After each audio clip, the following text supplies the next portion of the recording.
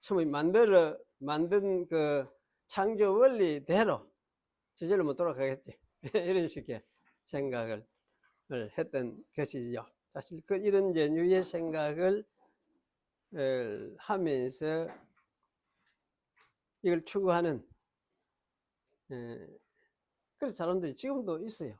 있고 한데 옛날 에피쿠로스 학파뿐만 아니고 그래 이제 하나님 창조하신 하나님이 이렇게 생각을 하게 된 이유는 하여튼 이 신관이 다른 것 같아요. 그들의 신관이 이제 이 사람들이 신은 하여튼 어쨌든 옛날 그 영지주의 신관하고 연결이 되어 있는 것 같다 싶어요. 그래서 그거는 이제 영지주의 신은 인격신은 아니거든. 인격적인 신이 아니고 그저 하여튼 무엇인지 알 수 없지만은 어떤 신성을 가진 무한한 어떤 무엇이라고 말을 할 수가 없어. 그래, 불교하고도 같이 그런 면에서는. 이제 그런 신에게서 이 세상이 하여튼 나오게 되었다. 이런 생각을 가지고 있었는데 아마 에피쿠리스 학파도 그 생각을 범주를 벗어나지 않았던 것 같다. 그런 생각이 들어집니다. 그런데 이제 성경의 하나님은 그런 분은 아니거든요. 성경의 하나님은 창조하시고 특히 성경의 하나님 철저하게 뭡니까? 인격적인 하나님 아닙니까? 인격의 하나님. 말씀도 하시고 행동도 하시고 자기 뜻을 가지고 운행을 하시면서 자기 뜻을 따라서 통치하시는 하나님. 그러니까 인격적인 하나님. 그래서 하나님은 어디 계시느냐 할지 하나님 계시는 그곳에 계신다. 이 하는 게 옳아요. 거기 옛날 어떤 분이 이제 그랬습니다. 거기 계시며 말씀하시는 하나님. 이렇게 그 책을 쓴 외국 어떤 학자들도 있는데 하나님은 사실 어디 계신다 말을 할 수 없어요. 왜냐하면 그분이 어디든지 계시니까. 영으로 계시는 분이니까. 그래서 사실은 이제 어디든지 계신다 하는 그 말이 틀린 말이 아니고 사실은 어디든지 계시는 분이라 이 하는 게 저는 너무나 합리적이다, 타당하다 이런 생각이 들어요. 이제 그런 분인데 그런 분이 창조한 세계, 직접 자기 계획을 가지고 창조하신 세계를 가만 던져 놓고 그냥 자연 이제 해놨으니까 해난대로 돌아가거라 이렇게 막 놔두는 쉽게 그런 하나님은 아니신 것 같다. 그래서 그럴 리가 없지요. 그러니까 인격적인 하나님. 여기 이제 자기 거룩하신 뜻에 따라서 다스리시고 통치하신다. 다스리시고 통치하신다. 통치하시긴 맞지. 자기 다스리고 통치하는데 결국 이제 이 통치에 자기의 뜻을 이루어내는 거죠. 그래서 여기 이제 이 세상 가운데서 하나님 지십시오. 아무것도 일어날 수 없음을 믿습니다. 이제 심지어 참새 한 마리도 하나님 허락 없이는 떨어지지 아니한다. 이 말씀들을 예수님께서 하셨으니까 참 그런 말씀을 어떻게 이해해야 될 것이냐 하는 부분에는 많은 생각을 해야 될 부분도 있습니다. 그러면 이제 이런 하나님이 죄는 그러면 하나님이 창조하지도 아니하시고 책임도 아니다. 이게 막 이렇게 하는 게 말이 되느냐? 제가 옛날 어릴 때 저도 한 대학 3학년쯤 2, 3학년쯤 이런 생각을 했어요. 참 이거는 이해가 안 되는 불합리한 생각을 한다. 다 만들고 다 한다 해서 뭐 하나님이 죄의 창시자 책임이 없단 말이냐 이런 생각도 이제 봤는데요. 그러니까 저는 이제 나중에 이렇게 깨달아지는 게 죄라는 거는 하나님께 나오는 게 아니고 인간에게서 나오는구나. 지음받은 피조물 인간에게서 또 인격체니까 인간과 그 인격을 가진 인간에 의해서 나오는 것이 죄구나 이런 생각이 들어져요. 그래서 사실 여기 이제 하나님이 책임자, 죄의 창조의 책임자도 아니다. 죄의 책임자도 아니다. 창시자도 아니다. 이제 이런 이야기를 하는 것이 참 중요하죠. 이런 부분을 이해를 하는 것이 중요하고. 그럼 이건 이제 옛날 사람들은 어쨌든 그 영지주의적인 시각에서는 죄의 근원도 하여튼 이 악의 근원, 악도 근본적으로 처음부터 근원이 다르다. 하나님하고 근원이 다르다. 다른 어떤 시작이 있었다. 이렇게 생각을 하니까. 그래 사실 이제 그래 되면은 그건 이제 이원론 이렇게 이야기를 하죠. 이원론 하는데 우리가 그런 의미에서 이원론을 말하는 것이 아니고 하나님이 창조하시고 모든 것을 관장하시고 주장하시는데 이 죄가 왜 출발했느냐 할 때 이제 결국은 인간에게서 출발했고 또 그 앞에는 마귀에게서 의해서 출발했고 하나님 담게 인격자로서 만들어 놨으니까 만들어 놨는데 만들어 놓은 이 피조물이 하나님하고 반대되는 대항을 하는 그런 생각을 가지기 시작을 하면은 그때부터 죄가 이제 시작이 되는 거지. 죄 사건이 일어나게 되고 이렇게 시작되니까. 그래서 이제 이런 관점에서 우리가 이야기를 하면서 결국 그럴지라도 하나님은 이 세계는 하나님의 뜻을 따라서 선하신 하나님의 자기 계획을 이루어 가시는 하나님이시다. 방도 이루어 내시는 하나님이시다. 그런 관점에서 이제 이 하나님의 섭리를 여러분이 이해를 하시고 그래서 세상에 무슨 일이 일어나도 여기서는 보면 무슨 일이 일어나도 결국 이제 하나님의 백성을 천국으로 하나님 나라로 이끌어가는 그 일에 하나님은 실패하시는 하나님 아니고 반드시 그렇게 이제 그것을 이루어내시는 하나님이시다는 거. 또 그렇게 하기 위해서 땅 위에 그러면 사는 동안에도 하나님께서 이제 그 백성들을 내버려두고 안 돌아보느냐. 하여튼 돌아보는 게 틀림없어요. 이렇게 저렇게 자꾸 세밀하게 이렇게 간섭도 하시고 하면서 돌아보시고 이끌어 가시는 하나님이시다. 이제 그런 부분을 우리가 우리 눈으로 잘 보이지는 않지만은 이걸 이제 하나님의 섭리다 이렇게 우리가 이야기를 하죠. 섭리 이렇게 이야기하는데 하여튼 하나님의 섭리에 대해서 여러분이 잘 생각을 하면서 크신 하나님이시니까 이 섭리가 우리의 이해와 우리의 생각, 우리의 원하는 바대로 일어나고 이루어지는 것은 아니지만은 우리는 현재 우리의 당장 필요한 것이 필요하니까. 그런데 하나님은 우리 식으로 뭐 일을 이루어내는 건 아니지만은 하나님은 결국은 자기 뜻을 따라서 선하게 자기 뜻을 이루어내신다. 그래서 하나님의 백성들에게도 하나님의 뜻을 선한 뜻이 이루어지도록 그렇게 하나님은 일을 해 가시고 계신다. 그렇게 여러분이 이해를 하시면 좋겠습니다. 이걸 참 반복해서 잘 읽고 하시면 좋겠습니다. 오늘 시편 읽겠습니다. 오늘 78편 36절부터 읽겠습니다.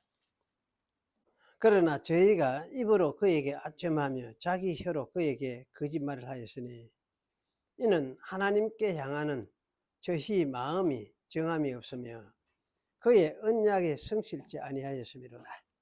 오직 하나님은 자비하심으로 죄악을 사하사 멸하지 아니하시고 그 진노를 여러 번 돌이키시며 그 분을 다 바라지 아니하셨으니 저희는 육체뿐이라 가고 다시 오지 못하는 바람임을 기억하셨음이로다. 저희가 광야에서 그를 반항하며 사막에서 그를 슬퍼시게 하며 몇 번인고 저희가 돌이켜 하나님을 제삼 시험하며 이스라엘의 거룩한 자를 격동하였도다. 저희가 그의 권능을 기억지 아니하며 대적에게서 구속하신 날도 생각지 아니하였도다. 그때에 하나님이 애굽에서 그 징조를 소환들에서 그 기사를 나타내사 저희의 강과 시내를 피로 변하여 저희로 마실 수 없게 하시며 파리떼를 저희 중에 보내어 물게 하시고 개구리를 보내어 해하게 하셨으며 저희 토사물을 황충에게 주시며 저희 수고한 것을 메뚜기에게 주셨으며 저희 포도나무를 우박으로 저희 뽕나무를 서리로 죽이셨으며 저희 가축을 우박에 저희 양떼를 번개불에 붙이셨으며 그 맹렬한 노와 분과 분노와 고난 곧 벌하는 사자들을 저희에게 내려보내셨으며 그 노를 위하여 길을 닦으사 저희 혼의 사망을 면케 하시고 저희 생명을 연병에 붙이셨으며 애굽에서 모든 장자 곧 함의 장막에 있는 그 기력의 시작을 치셨으나 자기 백성을 양같이 인도하여 내시고 광야에서 양떼같이 지키셨도다. 저희를 안전히 인도하시니 저희는 두려움이 없었으나 저희 원수는 바다에 음몰되었도다. 저희를 그 성소의 지경 곧 그의 오른손에 취하신 산으로 인도하시고 또 열방을 저희 앞에서 쫓아내시며 줄로 저희 기업을 분배하시고 이스라엘 지파로 그 장막에 거하게 하셨도다. 그럴지라도 저희가 지존하신 하나님을 시험하며 반항하며 그 증거를 지키지 아니하며 저희 열조같이 배반하고 괴사를 행하여 속이는 활같이 빚가서 자기 산당으로 그 노를 격동하며 저희 조각한 우상으로 그를 진노케 하였으며 하나님이 들으시고 분내어 이스라엘을 크게 미워하사 실로의 장막 곧 인간의 세우신 장막을 떠나시고 그 능력된 자를 포로에 붙이시며 자기 영광을 대적의 손에 붙이시고 그 백성을 또 칼에 붙이사 그의 기업에게 분내셨으니 저희 청년은 불에 살라지고 저희 처녀에게는 혼인 노래가 없으며 저희 제사장들은 칼에 엎드러지고 저희 과부들은 애곡하지 못하였도다. 때에서 주께서 자다가 깬 자같이 포도주로 인하여 외치는 용사같이 일어나사 그 대적을 물리쳐서 길이 욕되게 하시고 또 요셉의 장막을 실어 버리시며 에브라임 지파를 택하지 아니하시고 오직 유다 지파와 그 사랑하시는 시온산을 택하시고 그 성소를 산의 높음같이 영원히 두신 땅같이 지으셨으며 또 그 종 다윗을 택하시되 양의 우리에서 취하시며 전양을 지키는 중에서 저희를 이끌사 그 백성인 야곱 그 기업인 이스라엘을 기르게 하셨더니 이에 저가 그 마음의 성실함으로 기르고 그 손의 공교함으로, 공교함이 요새 번역 왜 되십니까? 능숙함으로, 능숙함 그 조금 좀 다른 것 같아. 지도하였도다. 예, 공교함. 참 어려운 말. 제가 성경을 읽으면서 어려운 말 중에 어렵게 느꼈던 말 중에 하나가 이 말입니다. 공교함. 지난번에 나왔던 고nek하는 말도 참 어려운 말이고 옛날 우리 번역 그냥 가지고 있는데 그런데 이 번역이 또 괜찮은 것 같아요.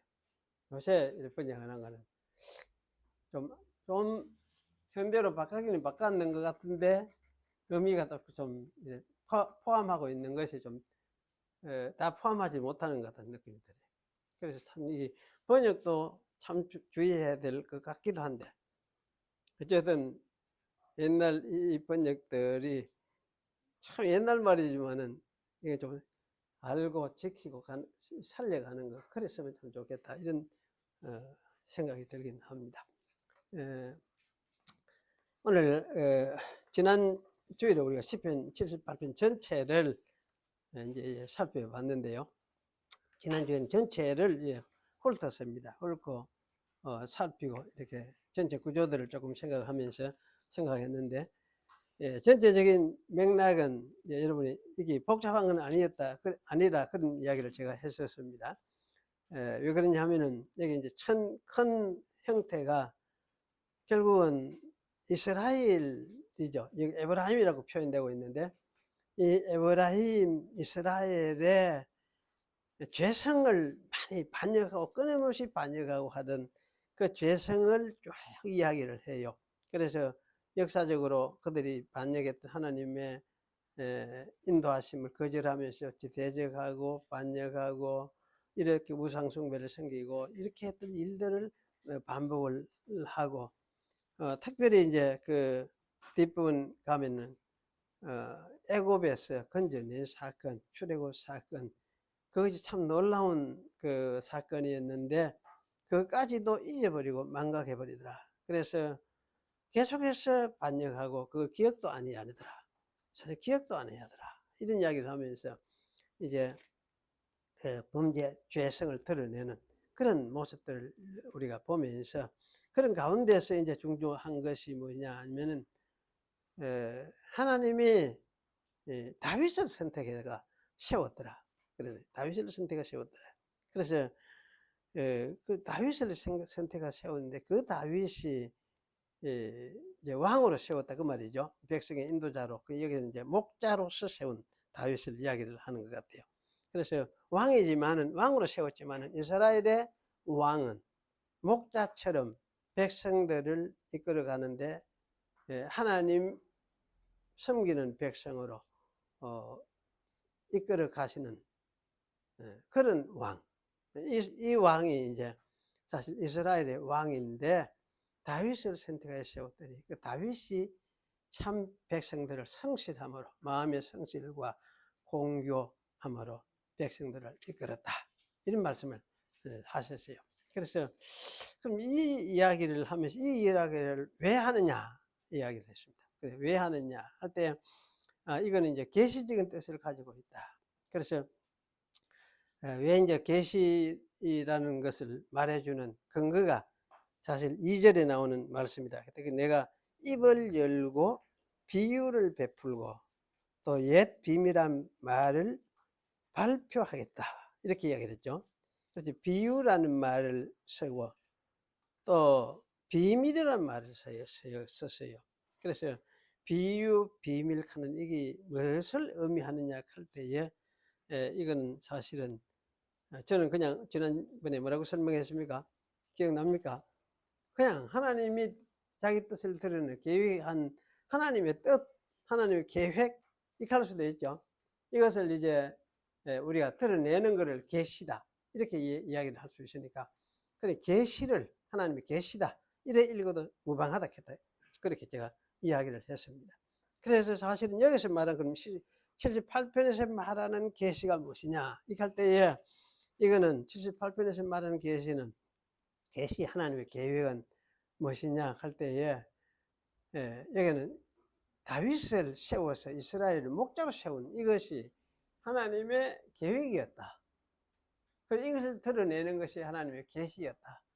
그렇게 이제 제가 이야기를 했었습니다. 그러면 다윗을 이스라엘의 목자로 세운 그것이 정말 하나님의 계획이었느냐 할 때에 당시에 이제 이스라엘을 세우고 나서 이렇게 다윗을 세운 이것이 하나님의 계획이었다. 그래서 그것을 드러내서 하나님이 실행을 하셨다. 그렇게 이제 이야기를 하는데 이제 그 이야기를 왜 하느냐 이렇게 우리가 생각할 때 이것은 단순히 다윗을 세웠더니 다윗이 목자와 같이 참 이스라엘 백성들을 잘 이래 섬기면서 백성을 이끌었다. 그것만을 말하는 것이 아니고 사실은 이 다윗의 자손을 하나님의 아들로 삼아서 삼는 그 일을 하나님 하시겠다. 그래서 그 일이 뭐냐 다윗의 자손 가운데서 후에 메시아를 보내시겠다. 메시아 왕을 보내시겠다 하신 그 말씀을 이루려고 하시는 하나님의 뜻을 여기 이제 이렇게 표현을 하고 있다. 그래서 다윗을 세웠더니만은 백성을 잘 이끌었는데 이 말씀은 다윗의 자손 메시아를 보내셔서 또 하나님의 백성을 이끌어내시는 결국은 정말 구원해 내시는 그런 일을 하나님이 하실 것을 미리 다짐하고 보여주시는 그런 뜻에서 하시는 말씀이다. 그래서 이러한 하나님의 뜻을 잘 이해하고 깨닫고 있었던 사람이 누구냐? 아삽이었다. 아삽. 고라하고 성경에서 고라하고 아삽하고 이 사람들이 그야말로 숨은 어떤 뭐라 합니까? 비밀 숨은 선지자와 같은 사람들이고 숨은 선생들과 같은 그런 사람들이었다. 그래서 하나님의 뜻을 너무나 다윗 나라를 하나님이 세우신 그 의도를 너무나 잘 깨닫고 이해를 하고 그래서 사실은 이제 그 다윗 언약 속에 들어있는 하나님의 계획을 내다보면서 그걸 바라보고 믿고 또 백성들에게도 깨우치는 그런 일을 했던 사람이구나. 그런 이제 생각을 하게 되어졌습니다. 근데 제가 이제 이걸 이렇게 보면서 어, 사실 이제 오늘 생각해 보고 싶은 거는 이런 그 이스라엘 백성 가운데서 인간의 어떤 죄성, 그 40페이지 디비난 거 있죠. 40페이지 거기서 이제 이것에 대해서 좀 생각을 해보면서 여기서 이스라엘 백성, 하나님의 백성 하는 부분을 좀 생각을 해 봐야겠다. 그런 생각이 들어졌습니다. 그래서 이제 이 78편 뒷부분 특별히 그 부분을 또 강조를 하고 있으니까 이거를 좀 생각해 보면서 이스라엘 백성이라는 게 대체 뭘까? 백성 되는 게 어떤 걸 이야기를 할까? 이런 생각을 안 할 수가 없는데 오늘 그 측면에서 이제 좀 생각을 해 보겠습니다. 그래서 1번 해놨죠. 첫 번째. 에브라임, 즉 이스라엘의 죄성에 대해서 이제 제가 먼저 생각을 해 보겠습니다. 그래서 이스라엘은 여기 그들의 입으로 하나님께 아첨하며 자기들의 혀로 하나님께 거짓을 말하였으니 하나님께 향하는 그들의 마음이 정함이 없으며 하나님의 언약에 신실치 아니하였습니다. 정함이 없다. 정함이. 그다음에 언약에 신실함이 없다. 이렇게 이야기하고 그러면 저희가 광야에서 그를 반항하며 그 사막에서 그를 슬퍼지게 함이 몇 번이고 그들이 돌이켜 하나님을 제3 시험하여 이스라엘의 거룩한 자를 격동하였도다. 이렇게 이제 설명을 하고 있죠. 그래서 사실은 여기서 말하는 이 이제 사건들을 통해서 이스라엘의 죄악을 지적을 하는데 사실 이 이스라엘의 죄성, 죄악이 뭐 가나안 정복 시대는 그래도 덜 나타난 것 같아요. 그런데 사사 시대에는 너무나 명백하게 이때부터 이제 드러나기 시작을 했습니다. 그리고 이제 이 사사 시대에는 여기 드러난 것은 이들이 사실은 하나님의 백성으로서 하나님을 따라서 하나님의 말씀을 따라서 살아갈 그런 생각보다는 그런 생각 크게 조화를 하지 않았어요. 안 하고 현실 현재 이웃하고 이방 백성들하고 싸우는 게 힘들고 하니까 싸우는 거 포기하고 적당히 같이 좀 잘 살아가야 되겠다. 어우러져가 살아가야겠다. 그러다 보니까 이제 저쪽 이방인들이 섬기는 신도 관심을 가지게 되고 그러니 그 보니까 그 우리 하나님은 그거나 이런 이제 구별도 별로 안 되는 것 같고 이러면서 이제 저쪽 가까이지는 저쪽으로 이제 하나님을 떠나서 저쪽으로 가게 되는 이런 이제 모습을 이제 취하게 되는데 그런 모습을 가지게 된 것이 아마 대표적인 사람들이 에브라임 지파다 할 수가 있고 이 에브라임의 모습이 이스라엘에 실제 다 드러났고 나타났고 그래서 에브라임, 이스라엘 이렇게 이제 이야기를 하고 있는데 그래 이런 죄성이 사실은 이제 사사시대에서부터 본격적으로 드러나고 그리고는 이제 이게 사무엘 시대에도 하나님이 우리 왕이다 하는 이거는 실감이 안 났어요. 왜냐면 보이지 아니하는 하나님, 그게 왕이다, 그분이 왕이다 이렇게 하는 것이 실감이 안 나고 이웃 나라들하고 이래 보니까 이웃 나라는 왕을 세워놓으니까 왕들이 전쟁을 해서 백성들을 지켜주고 하니까 그런 왕들이 실감이 나고 저런 왕이 참 좋겠다 이런 생각을 했어. 그래서 하나님의 통치하시는 그 말씀에 통치하시는 그 통치를 별로 좋아하지를 않았어요. 그래서 이게 사무엘 시대에 드러났던 이스라엘의 죄성이었습니다. 그리고 이제 이렇게 했던 것이 이런 요구를 하니까 하나님이 허락해 준 것이 뭐냐?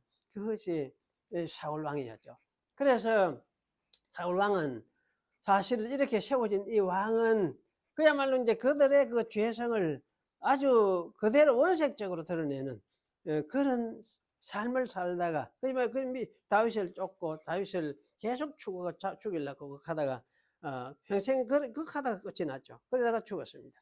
그리고 이제 솔로몬 때도 이제 잠시 좀 보면은 하나님의 영광을 보여주는 때가 조금 있었던 것 같다, 그런 생각이 들어요. 그런데 이 솔로몬이 타락한 이 세상 정치 속에 왕이, 예, 다른 나라하고 이렇게 이제 관계를 하고 하려고 하다가 보니까 이 세상 정치 스타일, 이 세상에 그 하는 정치하는 그거를 명백하게 좀 자르지 아니했던 것 같아요. 그래 그 정치 세력에 휘말려 들어서 그만 우상의 나라로 전락을 하고 말았습니다.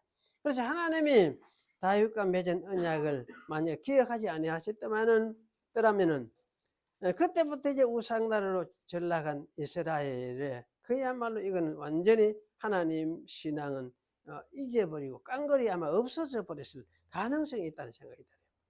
그런데 하나님이 간섭하심으로 그래도 이제 유다가 남고 그 유다의 예루살렘이 있고 그래도 성전이 있었습니다. 성전이 있고 그것이 유지되다가 결국은 그것도 나중에는 이제 이스라엘의 그 죄성에 완전히 뭡니까 사로잡혀 부탁할까 물도 확 뭐 함몰돼 부탁할까 그래 돼 가지고 이제 이스라엘도 망하게 돼 버리죠.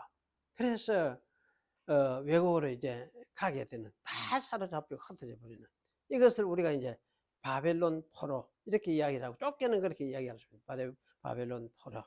그리고는 이제 흩어져 버렸으니까 그것이 흩어져 버렸다 이렇게 해서 디아스포라 이렇게 이야기하고 온 세계 바벨론뿐만 아니고 그때부터 온 세계로 흩어졌다 그렇게 이야기를 우리가 할 수가 있습니다. 그리고 이제 이런 후에 70년 후에 이스라엘은 바사 왕이죠. 페르시아 왕 고레스에 의해서 돌아왔습니다. 돌아왔는데 그때가 사실 고레스가 해방시키는 때가 아마 537년이라 할 수 있습니다. 그래서 돌아와서 예루살렘과 성전을 재건을 했는데 그때가 516년에 재건이 되었습니다. 그리고 이제 주전 이렇게 해서 재건하고 나서 그게 오래 갔느냐 하면 오래 가지를 못했어요.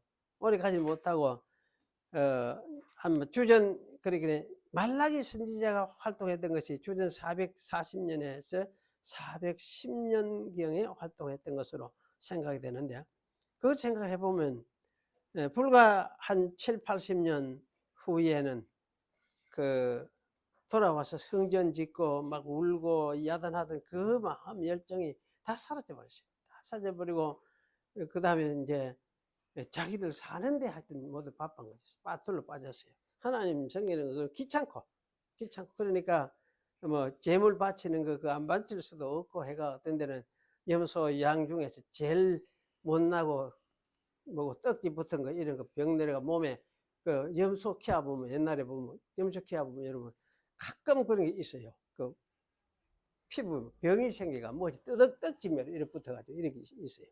이런 거를 이제 이거는 하나님 제사들이 됐어. 이렇게 했어요. 이렇게 했으니까. 그래, 하나님 경외하는 건 없어. 형식만 남아있고. 하나님은 오히려 이제 경멸하는 그런 상황이었어요. 그래서 이렇게 이제 변해버렸어요. 그러니까 참 이 이스라엘에 이렇게, 참 하나님이 돌아와서 새로 성경 건축하게 해주고 할 때는 그때는 참 그 뜨거움이 있었던 것 같은데 사실 이것이 시간이 조금 지나니까 다 사라져버렸잖아요. 다 잊어버리고 망각해버리고 형식적인 상태로 빠져버렸어요. 그 후에는 이렇게 되고는 이후부터는 이제 헬라 시대를 거치면서 이스라엘 신앙은 헬라적 이원 문화의 세상 정치의 영향을 받을 수밖에 없었어요. 그래서 신앙 유산이 사실은 일반 백성들한테는 그 믿음을 가진 백성들이 있지만은 이 사람들은 어디로 어떻게 해야 될지를 모르는 상황이에요. 모르는 상황인데 이제 이 제사장과 예루살렘 이래도 이 제사장 이 사람들이 뭡니까? 헬라화되지. 헬라화된 사람, 헬라 사고방식을 가진 사람 이런 사람들이 이제 제사장을 뭡니까? 돈을 주고 제사장직을 사는 시기로 제사장직을 직분을 차지했어요. 그러니까 아마 그 뭡니까 예수님 오신 시대에 예수님 그 때의 제사장들도 아마 그런 류의 제사장이었던 것으로 저는 기억을 해요. 그렇게 생각하는 게 옳을 것 같아요. 안나스 같은 사람 이런 사람들이 예, 아마 대표적인 그런 류의 제사장이었구나. 제사장 족속에는 한데 헬라화 되어지고 돈 좀 갖다 주고 또 제사장 이래 없고, 돈 누구에게 바치느냐 하면 그 이제 로마 총독에게 갖다 바치고 이런 식의 그걸 했어요. 그러니까 참 이게 거룩한 어떤 신앙이라고 하는 것이 찾아볼 수 없는 그런 상황이 되어버렸어요. 이런 상태로 예수님이 오셔서 예수님의 참몸 성전인 예수님의 몸을 새로 세우기까지 사실 계속되었습니다. 그리고 예수님은 이제 하나님의 보냄을 받고 오셔서도 이스라엘과 이 이방인들은 힘을 합쳐서 이 예수님을 죽였습니다. 예수 그리스도의 죽은 만큼 사실 인간의 이 죄성을, 이스라엘의 죄성을 적나라하게 보여주는 사건이 사실 없습니다. 전체적으로 볼 때에 인간의 이 죄성이 이스라엘 역사 속에서 아마 더 크게 활개를 쳤던 것 같다, 이런 생각이 들어요. 그래서 이런 현상은 신약시대 교회 속에서도 사실 여전히 계속되어 왔다, 그런 생각이 들었습니다. 그리고 이런 현상을 인간의 어떤 좀 보편적인 죄성이다, 그렇게 말을 할 수 있을 것 같아요. 즉 인간이라면 누구든지 가진 타락한 성향인데 이것이 어떤 집단화되고 권력화되고 권력을 가지고 세상 어떤 힘을 소유하기 시작을 하면서 더 이제 뭉쳐지고 하나로 몰려지고 이렇게 해서 세력화되어지고 이렇게 되는 것이, 이것이 죄성의 본질이구나, 이런 생각이 들어요. 그래서 사실 이 이스라엘의 역사라 해도 이스라엘 역사가 이런 역사였다, 이런 역사에 벗어나지 않은 역사였다. 그리고 이 세상 역사 역시, 인간의 역사 역시 똑같이 이와 같은 역사였다, 이런 생각이 들었습니다. 그런데 하나님은 사실 이런 가운데서, 이런 역사 속에서 자기의 나라를 만들어 가신 하나님, 구원을 이루어가고 천국을 이루어가는 그런 하나님이시죠. 그래 인간의 일부를 이런 역사 속에서 해가면은 인간의 일부를 자기 백성으로 선택하셔서 부르시고 이끄시고 또 믿게 하고 예수님을 따라가게 하시는 그런 하나님이시다, 그렇게 말을 할 수가 있습니다. 구약에는 아브라함의 자손인 이스라엘이라는 민족을 사용해서 그 중에 일부를 선택하여서 자기 백성을 삼고자 하셨습니다. 이렇게 선택하시는 것도 성부 하나님이 친히 하시는 일이다, 예수님은 그렇게 말씀하셨죠. 요한복음에 보면은 나를 보내신 아버지께서 이끌지 아니하면 아무도 내게 올 수 없으니 아버지께서 듣고 배운 사람마다 내게로 오느니라. 내 아버지께서 오게 하여 주지 아니하시면 누구든지 내게 올 수 없느니라. 그 개인적으로 그 부름을 받는 건데 그런 게 아니고 그 개인 하나하나를 하나님 아버지가 보내가지고 예수님께로 온다는 말씀이에요. 그러니까 하나님이 보내지 않으면 예수님을 믿을 수가 없어요. 이야기를 하세요. 이게 뭐냐, 구약에도 그랬다. 구약에도 아브라함 선택부터 그랬다. 그럼 아브라함 자손이라고 해서 다 선택된 백성이냐? 그게 아니더라. 그 중에서 선택된 백성이 있었어. 이렇게 예수님께로 그 메시아의 나라를 향해서 하나님의 통치를 향해서 이끄시는, 그래서 오시는 메시아를 기다리고 믿도록 그렇게 하시는 그런 일을 아버지께서 하신다, 이 이야기를 하고 있어요. 그래서 이렇게 해서 사실은 예수님 신약에는, 구약에는 이렇게 백성을 부르시고, 그리고 신약에서는 이제 온 세계적으로 파전해요. 세계 그 가운데서도 백성 가운데서 하나님이 백성을 부르시고 선택해서 부르시는 이런 부르심.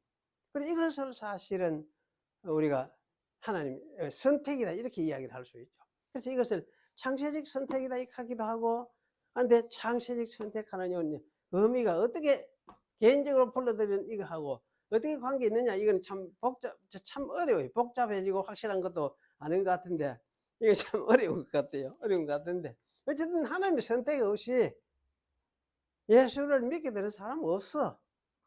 하나님 불러주시면 불가능해. 온 세상에서 유대인이나 이방인이나 마찬가지. 그래서 이스라엘이라 하면 이게 이제 하나님의 백성을 이스라엘이라 할 수 있는데요. 구약에는 이스라엘, 신약에는 뭡니까? 새 이스라엘. 합쳐서 뭐라 하냐? 이걸 하나님의 백성 이렇게 이야기할 수 있어요. 하나님의 백성. 그럼 이런 사람, 하나님의 선택된 사람이 뭡니까? 이게 하나님의 백성이 된다. 이렇게 우리 이야기를 할 수 있죠. 그래서 이러한 하나님의 백성이 함께 하나님의 통치를 받는 세계, 이거를 뭐라 합니까? 하나님의 나라. 이렇게 이야기를 할 수 있죠. 하나님의 나라. 그럼 하나님의 나라는 하나님의 백성이 하나님의 통치를 받는 곳에 거기에 뭡니까? 하나님의 나라가 있다. 이렇게 말을 할 수 있죠. 하나님의 나라라는 게 백성이 하나님의 나라이기도 하고, 그들이 함께 모여서 하나님의 다스림을 받으니까 이걸 이제 나라 개념 우리가 이렇게 이야기를 하는데, 하나님의 나라, 하나님의 통치를 다스리는 나라니까. 그럼 이거는 이 세상에서 나타나 보이는 이 세상의 교회, 이게 사실 하나님 나라를 익할 수 있죠. 하나님 나라. 근데 이제 보이지 아니하는 세계, 가령 이 교회가 이렇게 보이지만은 이 교회는 근본적으로 어디입니까? 근본적으로 어디 속해 있느냐 하면 하나님께 속해 있는 세계. 영이신 하나님께 속해 있는 세계, 소속된 세계. 그래서 사실은 이 보이는 이 교회를 하나님께 소속시키려고 하나님의 선택하여 부르시는 사람들, 이 사람들을 하나님의 백성이라고 하고, 이 전체를 사실 하나님의 나라라고 하고, 이렇기 때문에 하나님의 나라는 사실 이거는 물리적인 세계가 아니고 어떻게 보면 근본적으로 아마 초월적인 물리적인 세계를 초월하는 어떤 영역이다, 어떤 세계다, 아마 이렇게 이해를 하는 것이 옳을 것 같다, 그런 생각이 들어져요. 그래서 사실은 이제 이런 측면에서 교회가 하나님의 나라인 것도 사실이고, 그러나 이 하나님의 나라는 교회를 초월해서 하나님이 이루시는 그러한 어떤 세계가 하나님의 나라다, 이렇게 말을 하는 것이 옳을 것 같아요. 옳을 것 같고, 그럼 이 세상에서는, 현재는 이 세상에서는 하나님의 선택된 백성들이 하나님을 알고 누구를 통해서 보내신 그의 아들 예수 그리스도를 알고 그를 믿고 그를 통해서 나타나신 하나님을 또 믿고 아버지로 섬기고 이렇게 살아가는, 이것이 뭐냐? 하나님의 나라다, 이렇게 이야기를 할 수가 있겠습니다. 그런데 이제 이런 하나님의 백성이라고 해서 죄성이 없는 완전한 사람들은 아닙니다. 완전하지 않음에도 불구하고, 완전한 사람은 없죠. 그런데 이 완전하지 않음에도 불구하고 하나님을 향해서 살아가려는 마음을 가진 사람들, 이 사람들을 우리가 하나님의 백성이다, 이렇게 말을 할 수가 있을 것 같습니다. 그리고 하나님의 백성이 하나님의 백성으로서 살아가려는 마음을 가지고 있는 이것을 뭐라 하느냐? 이걸 우리가 믿음이다, 이렇게 할 수 있죠. 예수님을 통해서 하나님 아버지를 알고 하니까, 그리고 예수님을 믿고 하나님, 그분을 통해서 하나님을 아니까, 그래서 이런 마음을 가진 것을 믿음이다, 이렇게 말을 할 수 있습니다. 그 마음에 이런 믿음이 있기 때문에 하나님을 향해서 살려고 애를 쓰는 것은 당연하죠. 때로는 실험을 하기도 하고 어려움을 참고 견디면서 고군분투하기도 합니다. 이렇게 할 때에 시편 78편 37절에 말한 정함, 확고함, 확고하다, 이렇게 아마 번역을 해야 될 것 같아요. 그 영어에서는 이제 steadfastness 이렇게 얘기하고, 히브리 말에서 이제 쿤이란 동사가 이 말을 낙쿤 해가 니팔형으로서 수동태형으로 자동사형이 되어 있어요. 그래서 동사가 이 의미를 보여주고 있습니다. 그래서 신앙에는 이 정함이 없더라 하는데, 정함, 그리고 신실함 하는 이거는 이제 이것도 역시 니팔형 수동 동사예요. 자동사형으로 사용돼요. 그래서 변덕 부리지 않고 참 꾸준하게 신실한 그 믿는 바에 하나님을 믿고 예수를 믿으면 그것에 변덕 부리지 않고 꾸준하게 이렇게 신실하게 믿고 따르는 이런 태도를 이야기를 하죠. 그래서 신실함. 이것이 언제 드러나느냐? 그냥 믿는다 할 때 드러나는 게 아니고 어려움이 있고 꾸준하게 견디면서 살아가는 과정 속에서 나타나는 것이 뭐냐? 이 정함이에요. 그리고 이것이 신실함이에요. 이렇게 드러나는 신실함이에요. 그 신앙이라고 하는 것은 뭐냐? 결국은 이 정함과 신실함을 추구하게 돼요. 이걸 소유하게 돼 있어요. 가지고 있으니까 당연하게 이걸 추구하게 돼 있어요. 그리고 이렇게 추구하는 삶에서 하나님이 이끄하심, 보호하심이 있는 것, 그것도 틀림이 없습니다. 그 믿는 자의 신앙적 싸움에서 일어난 모든 사건들이 하나님께서 성도를 보호하면서 천국으로 이끌고 가시는 그런 조처들이다. 이렇게 우리가 생각을 할 수 있습니다. 그리고 이 세상 사는 것이 결국은 하나님의 백성은 하나님께서 하나님의 백성, 자기 백성을 천국으로 이끌어가는 하나의 과정들이다. 그 과정에서 일어난 모든 일들은 그렇게 하나님이 자기 백성을 이끄시는 방편으로서 사용하는 하나의 조처들이다. 이렇게 말을 하는 것이 옳다. 그런 생각이 들었습니다. 그래서 이런 사실을 믿고 사실 우리 신앙도 사실 이 정함하는 진실함 하는 이런 부분을 인정을 하고 인식을 하고 있어야 돼요. 이걸 무시할 것이 아니고 정함과 신실함은 우리 신앙의 한 요소다. 당연하게 나타나는 신앙의 요소다. 그래서 사실은 이건 정함과 신실함을 고수를 하고 추구하고, 왜냐면 이거는 이제 자기가 이걸 해야 되는, 자기 인식을 하고 이걸 고수를 하고 추구하는 것이 당연한 것이죠. 왜냐면 자기가 하는 것이니까. 자동차로서 자기가 하는 것이에요. 자기가 쓰는 거예요. 그러니까 신앙의 성격을 가지고 있기 때문에 이렇게 하는 거예요. 그래서 이것을 하나의 신앙의 삶의 과정으로서 받아들이고, 그래서 이렇게 하면서 살아가야겠구나, 이렇게 하면서 어렵더라도 이렇게 사는 이런 사람한테 하나님께서 또 이끄시는 걸 보여주고 이끌어 가시고 하는 걸 보여주기도 하고 깨닫게 하기도 하고, 그러면서 하나님도 인도를 하시는 게 틀림이 없어요. 그래서 이렇게 이제 살아가는 이것이 뭐냐? 믿는 사람의 믿음의 모습이다. 이렇게 이야기를 할 수가 있습니다. 그런데 사실은 이렇지 못한 사람들이 있을 수가 있죠. 하나님의 이끌림이 없는 사람이 있을 수 있습니다. 어쩌면 이런 사람들은 버려진 사람이다리라 그렇게 말을 할 수가 있습니다. 선택하심이 있는 한편에 선택하지 하지 않는 것도 발생을 하기 때문에, 우리 이제 계획주의 교회에서는 선택과 유기를 교리로서 받아들입니다. 한편 하나님이 한편 선택했으면 선택 안 한 사람이 있으니까. 그럼 그 사람들은 어디 되느냐? 하나님은 그러면 신경 안 써본 거지. 그게 유기지 버림 아닙니까? 하나님 신경 안 써보면 그거 내버리고 오는 거지. 이걸 이제 우리 이제 계획주의 교회는 받아들여요. 칼빈의 가르침이 사실은 이걸 아마 더 확실하게 이제 만들었는데, 칼빈 이후에 이 계획주의 교회는 사실 이 교리를 받아들이고 있어요. 그런데 많은 경우에 이 가르침을 안 받아들여요. 이단시하고 있어요. 지금도 마찬가지입니다. 선택하고 유기하고 하는 이걸 안 받아들여요. 그래 아마 이거는 그래서 지금 모르겠습니다. 통합 측에서는 어떤 생각인지 모르겠습니다. 하여튼 어떤 나라에서는 그래도 경건한 사람들인데 복음주의자들인데 이걸 안 받아들여요. 안 받아들이고. 그런데 어쨌든 우리 개혁교회는 하나님의 선택하심 그리고 유기 이 사실도 우리가 받아들이고, 우리가 다 이해할 수는 없을지라도 우리가 인정할 수밖에 없다. 그렇게 생각을 합니다. 그리고 하나님은 모든 사람을 구원하시는 분이 아니구나. 당연히 선택과 유기가 있으면 하나님은 모든 사람을 구원하시는 분이 아니구나. 자기가 구원을 주고자 하시는 사람을 구원하시는 분입니다. 그래서 구원을 말할 때는 하나님의 선택하심을 말하지 아니할 수가 없습니다. 이렇게 선택되어 모인 사람들이 하나님의 백성입니다. 하지만 이 하나님의 백성을 우리는 완전하게 파악을 할 수는 없습니다.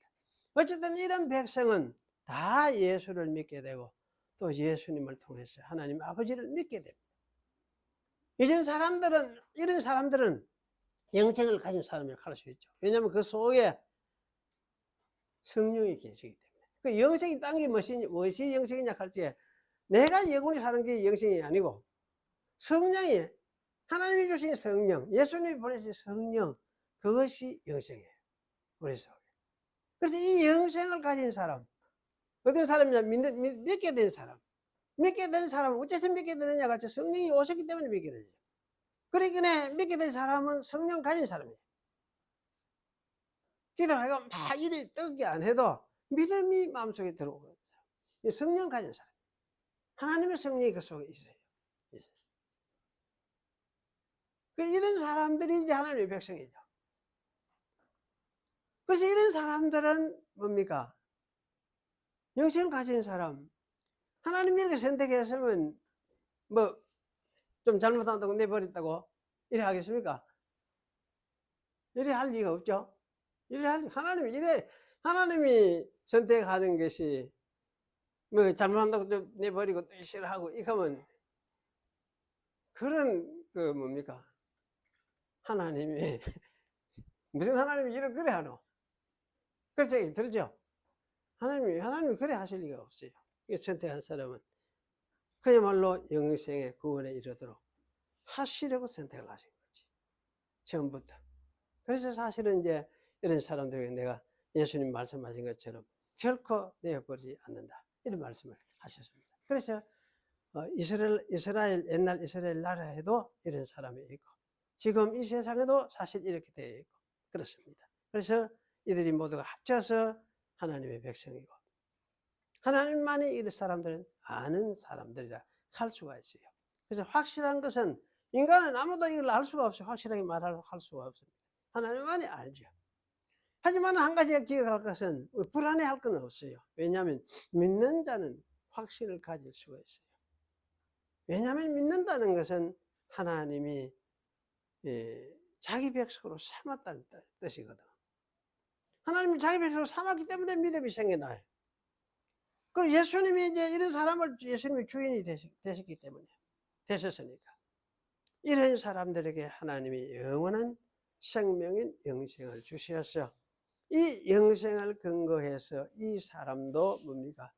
영원히 살도록 하는, 영원히 존재하도록 하는 그 일을 또 하실 것을 약속을 하고 있습니다.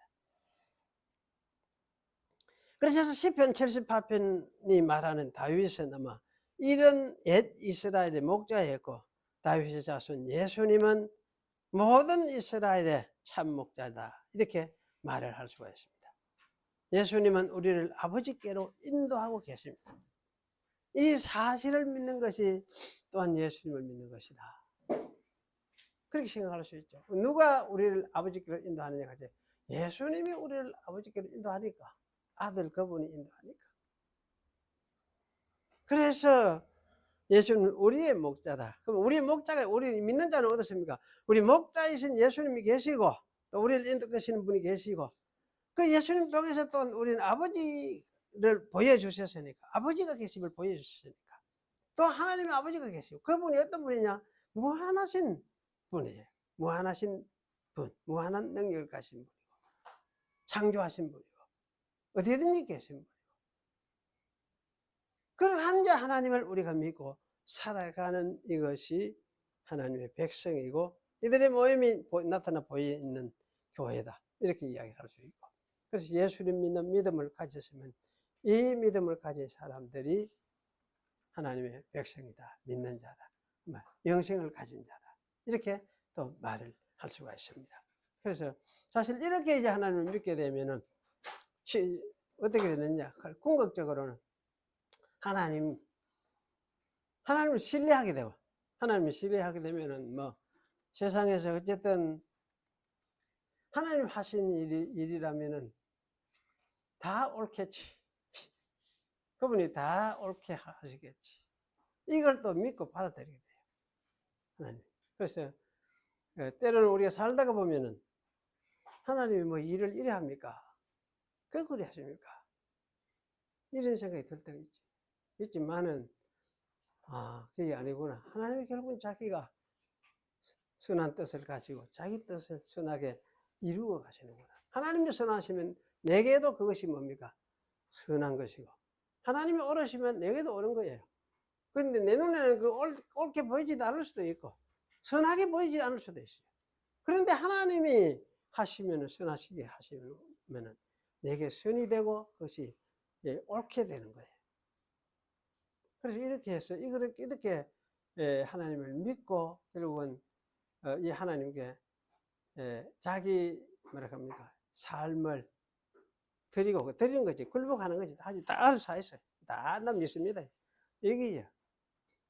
이렇게 하는, 이 마음을 가지고 살아가는, 이것이 뭐냐, 하나님의 백성이다. 그래서 이런 사람은 결국은 이스라엘에서도 얼마 안 됐으니까 이 세상에서도 이런 사람 소수일 수밖에 없겠죠. 이렇게 선택받아 부름받은 이 사람들이 교회니까. 교회는 이런 사람들이 모인 곳이니까. 하나님의 백성들이 모인 곳이 교회로구나. 이렇게 생각을 하시고, 이런 하나님을 의지하고 함께 말씀 듣고 서로 나누고 그렇게 하면서 살아가는 공동체가 교회라는 거. 이걸 여러분이 오늘 기억을 하시기 바랍니다. 기도하겠습니다. 그리고 하신 하나님 감사합니다. 오늘 주신 말씀을 우리가 한번 생각을 했습니다. 인간이 죄성이 너무나 크게 보이고 또 이것이 온 세상을 집어삼킬 것 같지만 그 속에서 하나님께서 하나님의 백성을 택하여 부르시고 구원을 이루어 가시는 그러한 것을 우리가 믿습니다. 또 저희들은 하나님을 믿게 되고 하나님이 보내신 하나님의 아들 예수님을 믿어서 이러한 구원에 참여하게 된 것을 믿습니다. 영원히 살아계신 하나님이 우리를 그 영원한 세계에 참여시키려고 또 선택하여 부르주신 줄을 아오니 하나님의 백성으로서 저희들이 이 세상 사는 동안에 하나님과 동행하면서 믿고 의지하며 따르면서 하나님의 백성으로 잘 따라갈 수 있도록 이끌어 주시옵소서. 그저 예수님의 이름으로 기도하옵나이다. 아멘.